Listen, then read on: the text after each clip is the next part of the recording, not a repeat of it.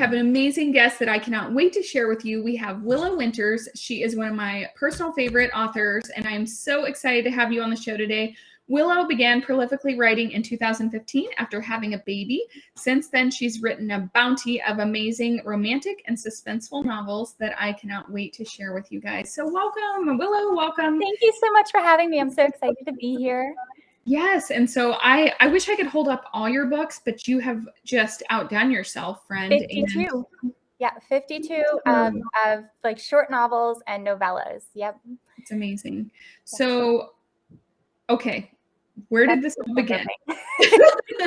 Where did this all begin? Where did the love of reading begin? Where did the love of writing begin? Yeah. Where did this? The only C I ever got in high school was in English. And in college, I only took one English class. I don't remember any of it. And I only took it because I had to take it. So English and writing was never my thing. I was more of a science and math girl. I was a total dork. And then I was a stay-at-home mom. And my entire identity changed. I was salutatorian. I had 2 degrees. And then I was just Jax's mom and just Sean's wife. And I was staying at home, and income was very tight because it was a single income household. My husband worked an hour and a half away. So I was alone and pregnant with my daughter, with a toddler who was walking around. And I started binge reading romance, like a book a day during my pregnancy. And I was able to find myself again, excuse me, it was a really emotional time for me and for my own identity, because I was alone, and I loved being a stay-at-home mom, but it's very difficult. It's very, very difficult when the only adult conversation that you have is with a child who cannot participate. So then my daughter was born, and I didn't want to read anymore. All I wanted to do was write. And I thought, I can just go ahead and do this. My friend, Samir, he had an English degree, and he said, you can always just put it on KDP. You can always just self-publish it. I didn't even know that was a possibility. So I was like, you know what? Maybe I'll make a couple of dollars. Maybe when I go to Dunkin' Donuts, I can get myself a sandwich and hash browns for the baby and a coffee on the way to the park. And it'll be like my own money, like my own treat. It's not gonna be something that I can worry about.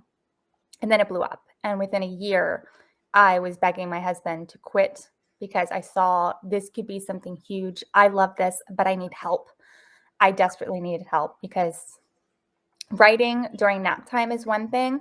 Publishing is a completely different challenge, and it's a very steep learning curve. So yeah, and that was 5 years ago or 6 years ago. Gosh. So 52 books in 6 years. Yes. Yeah. I think 12 are co-written. Yeah, I know, right? They come so easy. Like, I love it. 12 are co-written. So credit where credit is due. And a few of them are novellas.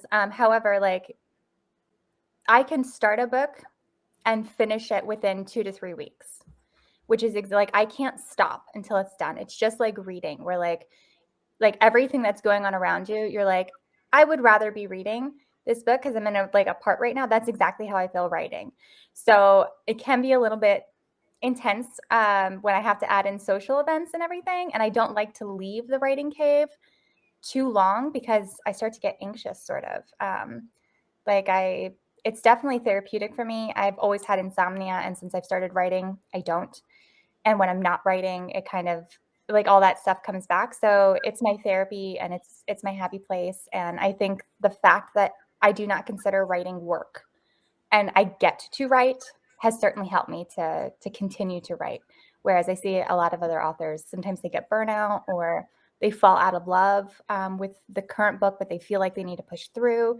And that can be very difficult.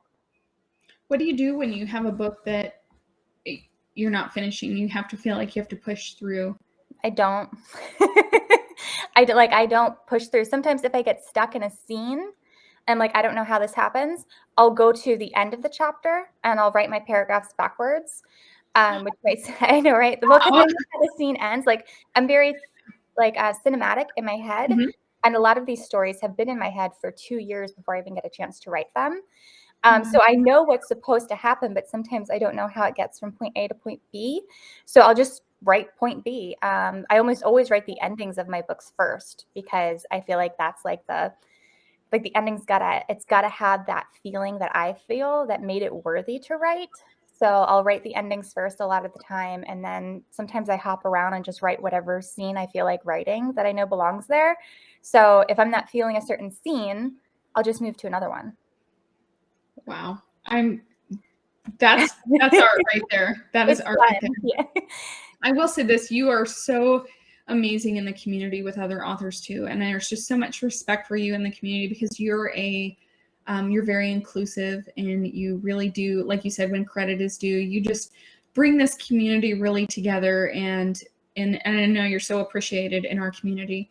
And I appreciate the community because, like, I don't know how, I say it all the time, I don't know how authors used to do it, because it can feel so lonely when you spend all of these hours on a book and then everything is business.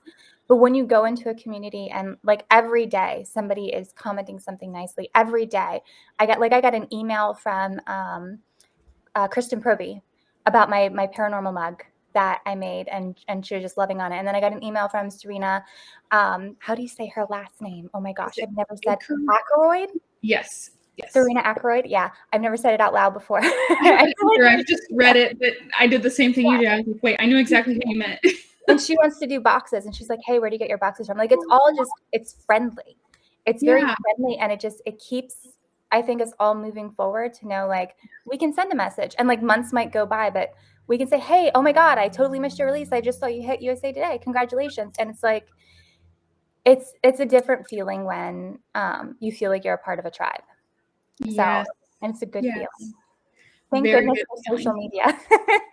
You know, I kind of feel sad looking back at like when we were little, and like it was very traditional in publishing, and they didn't have what we have now. Everything was all in a box, and you know, it felt very stiff. And now there's really not a lot of rules. I was actually talking to this with my friend that lives near me locally. She's also an author, and she mentioned that she said, you know, I don't think authors realize that they have control over this.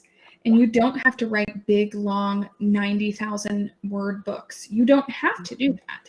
And she's also a very prolifically published author as well, and has shorter stories. And she said, as a busy mom, I know I like to read books that are shorter. It's more satisfying to finish them, and sometimes big books just are intimidating when you're busy and doing all the things. And so there's not a lot of rules when you're self-publishing, really, unless, you know, and she's also big on TikTok too, my friend, and she did a fun one about littler, shorter books, and you should do one too. That'd be really funny. But I do love that your books are, number one, they're beautiful. Thank you. I don't know who's doing your covers. Lori Jackson of LJ Designs. Well, she's amazing. Yeah. And I put a little bookmark in here, so I must have really liked something that I wanted to talk about. Oh yeah, I did want to read this because is it okay if I read a piece? Absolutely, yeah. So I read The Tequila Rose and I loved it. And then when I was done, I was like, I don't know where the second one is, but I need it. And then Autumn Night Whiskey. Oh my gosh, there you go. And I was like, okay, life is good now. Life is good. But I love this part. Take it from me, dear. I know a thing or two. She gives me a kind smile, though her eyes reflect sympathy. This is going to be a wild ride. So smile, dear. When you look back on it, you're going to want to remember you did it with a smile.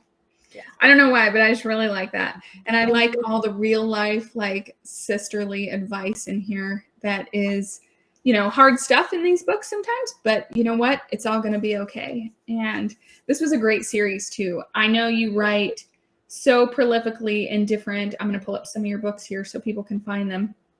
I know you write, and this one's on sale too, guys. By the way, all of you guys watching this, you can grab this one right now. It's 73% off on Amazon and download it directly to your device or whatever, your Kindle.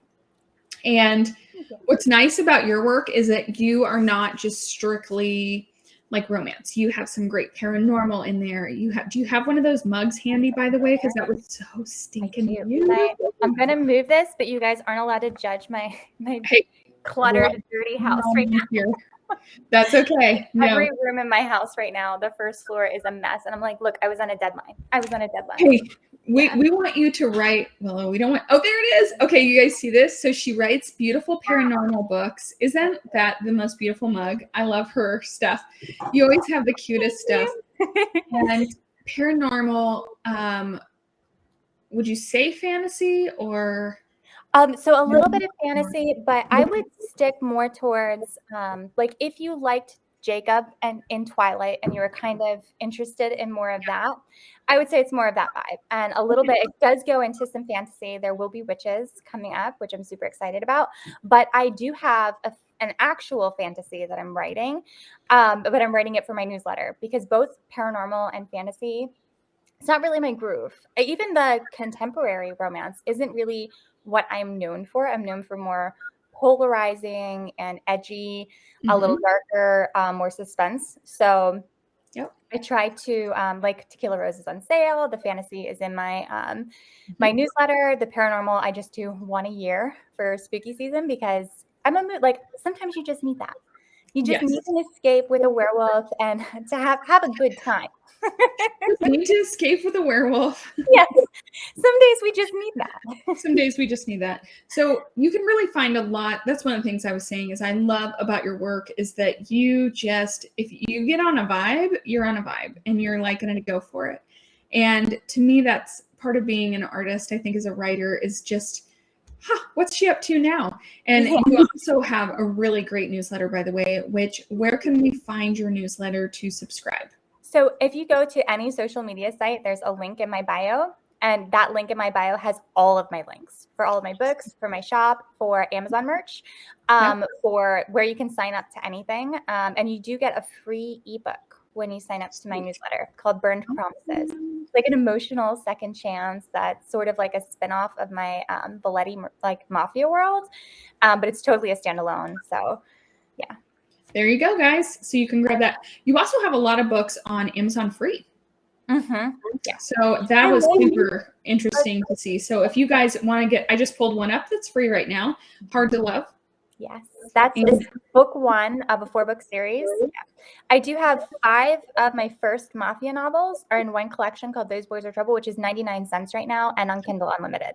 Yeah, I feel like I should do the deals and the freebies because I remember when I was reading those romances a day, I had to be on Kindle Unlimited, and it was a rare day that I was able to buy books. So I really appreciated it when authors put them free or put them on sale. So I try to do that frequently. I think I heard you say once in an interview that you would sell books so that you could buy more books. I would. And I would do it before I had a Kindle. I would be on eBay selling my books. And then once it sold, I was able to buy another one. And I did paperbacks that way because I couldn't afford to buy brand new books. So yeah, so I used to do that. And then that Christmas, my husband got me a Kindle and that changed my life because of ebooks. Which romance should be credited with the ebook boom right there, like the romance genre. And then once I was on my Kindle and I realized how quickly money adds up. Like I remember one week I spent like $300 and something in romance. Your husband's like, whoa. Unlimited. No more at all. You're on a Kindle Unlimited budget. Yes, exactly. Yeah. So the ebook revolutionized me, and then Kindle Unlimited did, and I was just addicted, absolutely addicted. That is awesome. Well, I too love my Kindle. I have, I think, probably 10 or 15 of your books already on here, and read the ones you sent, which was super fun. And just, you're doing such a great job putting out work. Where do you get your inspiration from? Where people ask me all the time, and I feel like it's such a boring response. Like I walk in circles, and that's something else I've done all my life. I used to actually sleepwalk when I was younger, and I would do these circles around the bottom floor of the townhouse, like through the living room, through the kitchen, then down the hall, and like just repeated. And I do that still late at night while I'm listening to music, and I just let my mind wander. And then a lot of times I'll get like little hints of things, and then when I try to go to bed at night, what gets me to sleep are these stories. So, or keeps me up, one or the other. That I think is the least most boring response I've ever heard. Really? You're like, Okay, it's good. gonna be boring. And I'm like, well, that's kind of fascinating. Well, I think yeah. that's how my brain works too, though. I think I was telling somebody about this once. If you ever watched that show, The Queen's Gambit. Yes. Oh my gosh, I loved that. Me and my husband, and I was surprised how addictive it was. It was excellent. Yeah. So you know how she would play chess on the ceiling? Yes. That's how I've always written books in my head to put myself to sleep, is I would, see it in a movie in my head. And That's how I I am. just thought that was what everyone did. And I was telling my husband about it one day, and he's like, no, I don't do that. Yeah. And I'm like, oh, it's just me. And I used to see them as a complete movie, and now they're more like shows. And I think that's why I have like these episodes. It's more like episodes, and I have these Yeah. cliffhangers now because it's coming to me more like a show than it is like an HBO show than a movie. Yeah. Wow, that is amazing. So what are you currently working on? Tease Me Once launches on Tuesday, which is Declan Cross. It's the fourth Cross brother, which is mafia, very dark. Like there are some themes that are uncomfortable and just normal mafia activity. I don't want to say any words that are going to get us in trouble. Well, I'll put that down below so everyone watching can go ahead and pre-order that and share it on social media. You can share this live too if you're watching this and you know that someone else is a big fan of Willow, or you think that they would like her work. You can definitely share this live on your social. But Tease Me Once, that sounds amazing. And I love that you aren't afraid to do taboo or just write your art and write your craft and just go for that. What issues have you run into with that? Do you have people in real life that know you write and they're like, what? Or how is that? It's not like the real life people generally aren't an issue. Like sometimes they'll, like Lauren, she ships out books for me, and a lot of people will be like, she okay? Did something happen to her? Like, and a lot of people, that would make me keep them on their toes even more. I know, right? Well, a lot of people, when they meet me, they're like, I expected you to be gothic or something, because my books do go to like those deeper levels. But I think it's the part of the reason that I am so happy is reflective in that, is that it doesn't matter how hopeless and how dark the book seems to get. I know it's going to be a happily ever after. I know they're going to come through and that love is going to conquer it. And I think there's a therapy in that, and there's escapism, but also power for women in a culture and a society where we don't always get the happily ever after when some unfortunate situations occur. So it's nice to read about it, relate, maybe at a distance because it's mafia, right? And we're not in the mafia, but some aspects you can relate to. And if they made it through that, we can make it through whatever we're getting through. So about the mafia. So I have a joke going with my friend Christy. She writes MC books, like motorcycle club books. Every time I see people wearing cuts and motorcycles in our town, I'm like, hey, maybe we can go hang out with them. And she's like, no, we're like suburban moms. They do not want to hang out with us. So no mafia. Do not go find the mafia and hang out with them. They do not definitely want to. So, I love Kay Webster, and her books are freaking awesome. She too writes, she can go dark too, and but that's like the fun thing. Roars. Yeah. We were discussing that all of her books the other day, and you know what? That's the beauty in reading things that take your mind to places that we're not going in real life, but it's like watching a show. It's no different than watching a show on Amazon Prime or Netflix or something, and it's just a different format. Exactly. And I love reading because it's always been an escape for me. I think you said something about finding your identity or finding yourself again as a mom, through books and writing. And that is just so powerful, just even to anyone watching who maybe fell out of love with reading and can come back to it, just by finding something. And I always feel like when people say, I just don't know what to read, they just haven't found a great author that they love yet. Exactly. Or if somebody says like, the reading isn't for them, I'm like, no, you just haven't found the right book. You haven't found what it is that loves you. And I can hear the door just opened in my laundry room, so there's come on in. It's okay. So I'm live. My husband is Fred and the baby. No worries. Worries. I see Sophie connected. I don't know how she connected, but hi Sophie. I think that's your Sophie. I might have sent her the wrong link. Whoops. Maybe she's joining with Restream, but that's okay. We'll keep going. Speaking of finding our love of books, what are you reading right now? Rhapsodic, which is available on Kindle Unlimited. It's book 1 of, I think, 3. Oh, and the babies, I don't know if you can hear him. He's crying. Sean took him down to the... It's okay. It's okay. We sometimes have dogs bark on here, babies cry. This is real life. Yeah, yeah. So my book club does a book every month, and this month is Rhapsodic. It's not mine that I run. I go to it because I cannot handle anything else. But it's Rhapsodic, and I have my release on Tuesday, and Thursday is book club. So I just downloaded it. I did not start reading it yet, and I need to read it. And then once I'm done that, I really want to read Zodiac Academy because it is all over TikTok, and it's the marketing is like Harry Potter fan fiction, but adult. So I'm like, I think I could get down with that. Like that sounds like a fun thing to read. Yeah. That is awesome. And I always like to ask this too, what are you watching? Desperate Housewives. I have never seen it before. And really? Yes, literally. So I'm on season 3 now. Yeah. And I'm so addicted to it. But I've never seen I watched them all when they came out, and I like them. Yeah. I'm loving it. I'm like, it's so much darker than I thought it would be, and I love it. They just like slip in some like super dark and I'm just like, okay. If you're in season 3, keep watching. Yeah. Does it get darker? Yeah. Okay. I'm ready. My body is ready. Bring it. Yes. Okay. So we talked about a lot, and I think a lot of people, when they see your books, they think, oh my gosh, she's written so many books in such a short time. Where is her cape? How is she doing all of this? Right. A little bit about that. And, you have an amazing team, which, by the way, they're on top of everything and helping you so much and organizing you. And that's amazing. But what advice do you have for an aspiring writer? Don't stop writing, first of all. Don't stop writing. Write for yourself, edit for the masses, market for the money. And you have to do all 3 of those. Write for yourself, because if you're not, you are not going to continue. It will become a chore. It will become work. It will be difficult to move forward if you are trying to write to the market instead of write to yourself.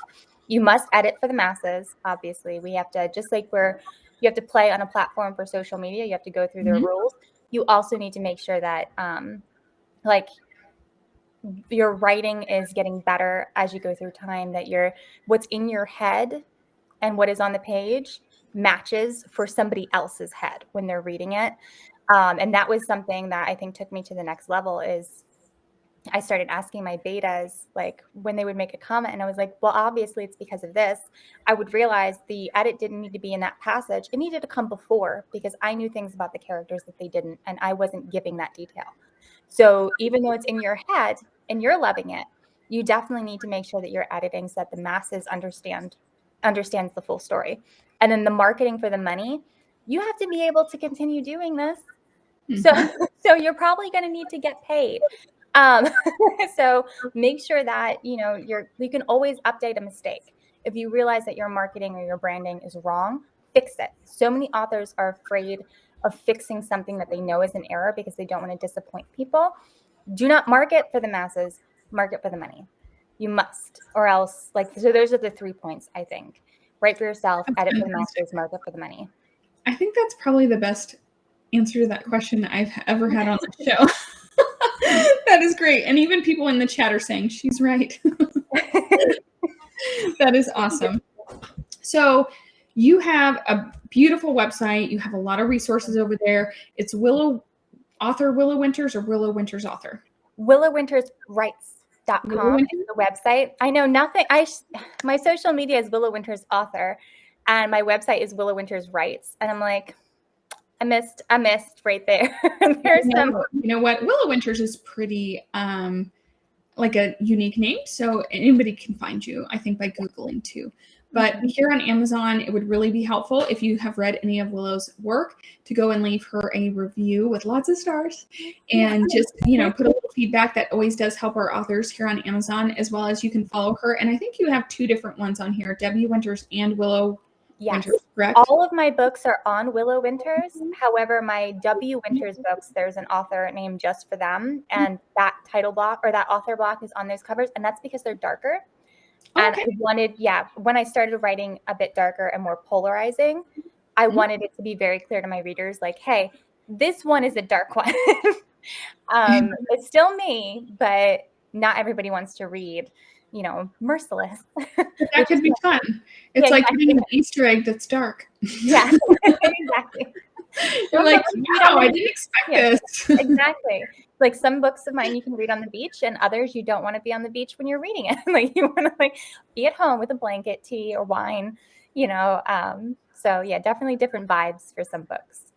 Well, and I love that about you. I love that you aren't just one type of, I love an author that isn't afraid to push the button, push the box, expand, and break the box and completely just do whatever they want. Because how boring to read books that are just the same every, I want to see, I'm just that's the rebellious person in me coming out, is I want to see wild. I want to see, polarizing, like you said. I want to read something and go, what was she thinking when she wrote that? I want to know more. Tell me everything. That's awesome. So awesome. So where else can we find you and support you? By the way, your TikTok is hilarious. Thank you. I was going to say, I love TikTok. Yeah. And I think you have 2 on there as well, right? Yeah, I actually have like 3, but one is just the page flips. I really like that aesthetic, but the algorithm on TikTok definitely punishes you if you do different things. Like they like you to be consistent, and my TikTok is not consistent. I post whatever I want, but Willow Winter's author or W Winter's books. W Winter's books, I focus only on the books, only on the content. Whereas Willow Winter's author, like, you see my husband, you see my book mail that comes through the door.